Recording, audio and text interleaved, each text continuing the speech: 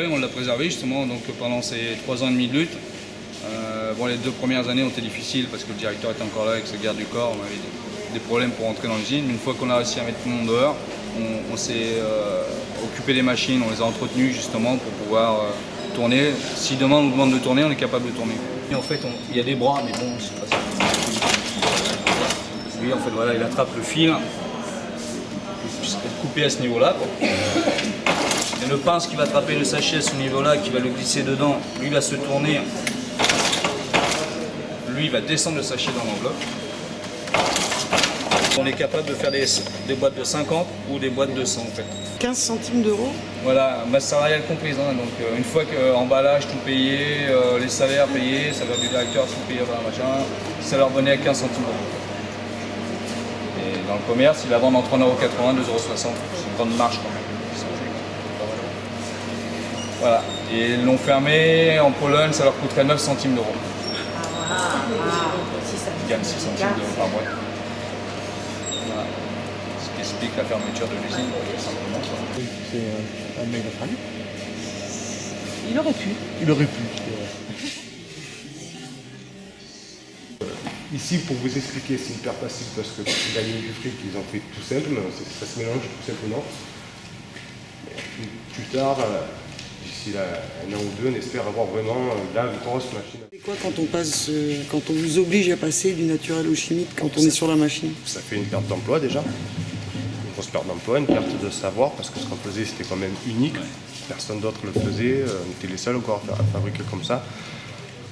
Donc on a perdu beaucoup de savoir, beaucoup de beauté du métier. Hein.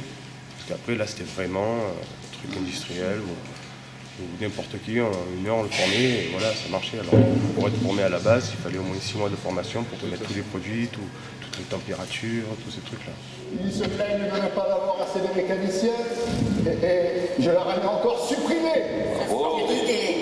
Et par extension, j'ai même rétrogradé au rang d'opérateur, de machiniste. Bien. Voilà. Ensuite, ils se plaignent de la mauvaise qualité des matières premières et de leur difficulté à travailler avec. Oui. Je leur en ai acheté encore plus pourris. Très bien. En attendant, évidemment, j'aime des salaires et je lance des rumeurs sur la suppression des primes, sur la suspension des congés d'été et éventuellement des horaires encore plus contraignants. Et le tout, évidemment, en nous augmentant de 30%. Aujourd'hui c'est la fête, c'est la fin de patron. Aujourd'hui c'est la fête, c'est la fin de patron. Aujourd'hui c'est la fête, c'est la fin de patron. Évidemment. Aujourd'hui c'est la fête, c'est la fin de patron. Aujourd'hui c'est la fête, c'est la fin de patron. Aujourd'hui c'est la fête. Amis, chers camarades, c'est avec beaucoup de bonheur et d'émotion que nous vous accueillons aujourd'hui pour fêter la victoire des Fralib.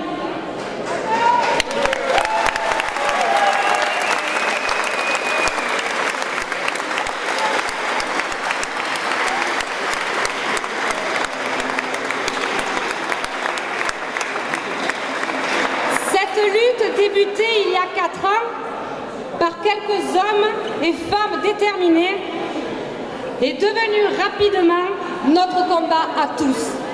Et ça, c'est la première grande réussite des Fralibiens.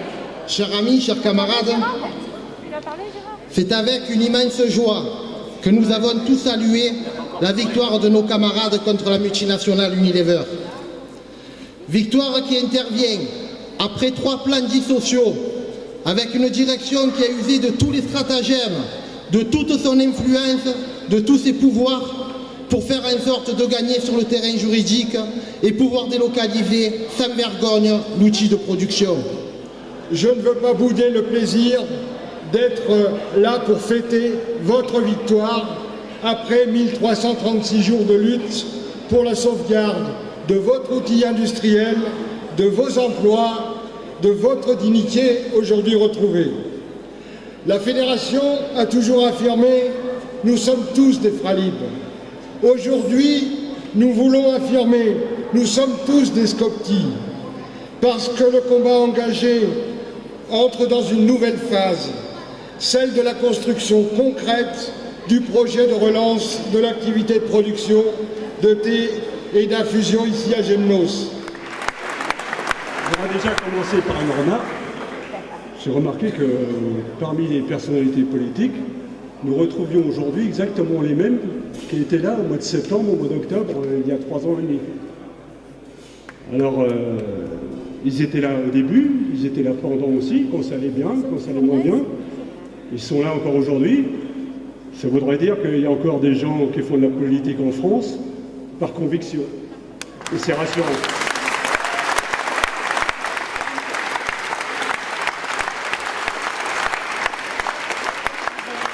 Ça va être compliqué. Hein. Alors, je vais essayer de ne pas pleurer. Mais bon, l'inconvénient quand on intervient en dernier, c'est qu'on s'est fait bouffer une partie de l'intervention. Mais je vais le redire avec d'autres mots. Chers et chers camarades, merci d'être venus si nombreux fêter avec nous ce moment de victoire du monde du travail contre le monde du capital. 1336 jours d'une lutte juste et légitime, refusant la fatalité de la fermeture de notre usine qu'Unilever avait programmée depuis des années dans son plan de croissance de ses profits. Cette lutte était inégale, mais nous l'avons menée et nous l'avons gagnée.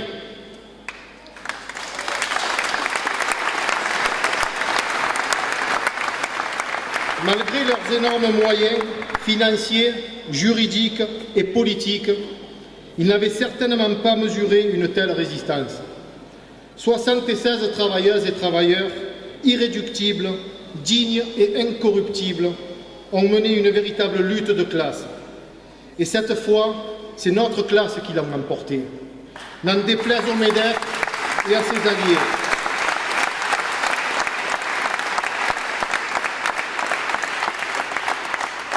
Comment aurions pu obtenir une telle victoire si dans l'entreprise nous n'avions pas eu un syndicat CGT qui, depuis sa création, œuvre sur des bases de lutte et de classe? Vous avez un rôle à jouer, on a tous un rôle à jouer dans les luttes qu'on mène, en ayant un comportement de consommateur.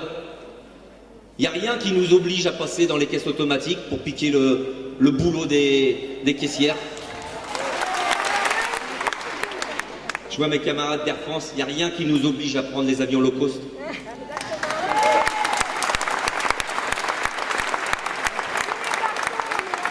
Pour mes camarades marins, il n'y a rien qui oblige à prendre les cartes ferry low cost.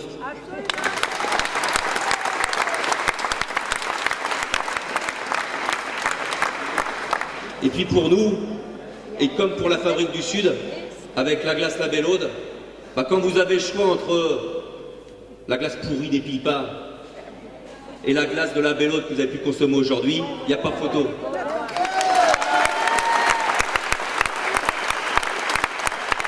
Elles sont vraiment délicieuses. C'est vraiment ça fait ma deuxième. C'est de la glace maison, c'est de la glace de très bonne qualité, c'est vraiment délicieux. Ça fait plaisir d'avoir des produits de très bonne qualité. Même peut-être que je vais en manger une troisième. Elle est à quoi celle-là? À la poire. J'ai mangé au caramel. Et au lait entier.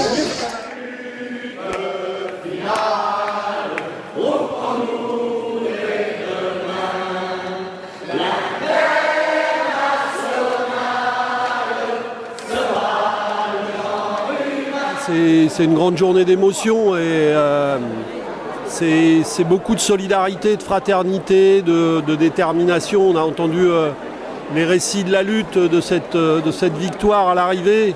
Ça a été un combat difficile, mais leur unité l'a emporté. C'est une belle leçon, je crois, pour tous les travailleurs. Et plusieurs d'entre eux ont fait référence aux politiques qui ne lâchaient pas et qui sont restés avec eux du début à la fin. On en a été, on en est fiers et j'ai envie de dire que c'est pour des victoires comme ça qu'on fait de la politique et qu'on s'engage comme communistes pour permettre que les travailleurs arrachent des victoires dans l'intérêt du pays et dans l'intérêt national, parce qu'ils l'ont dit aussi, leur victoire, c'est la remise en route d'une entreprise qui va pouvoir travailler autrement, travailler mieux au service des consommateurs et du pays tout entier.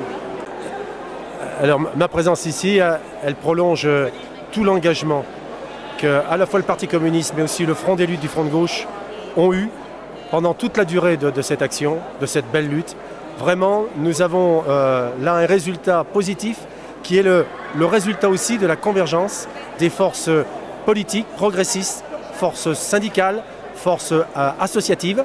Et donc, dans le contexte actuel social très mouvementé, très perturbé, avec nombre de conflits qui se développent, avec un déchaînement de la quasi-totalité des médias contre les salariés, contre les grévistes, contre la CGT, cette victoire des Fralib donne vraiment une bouffée d'oxygène et regonfle le moral des troupes et ça devrait effectivement tracer de nouvelles perspectives de rassemblement, de convergence pour gagner, avoir des luttes gagnantes parce que c'est ça qui nous manque dans le contexte actuel.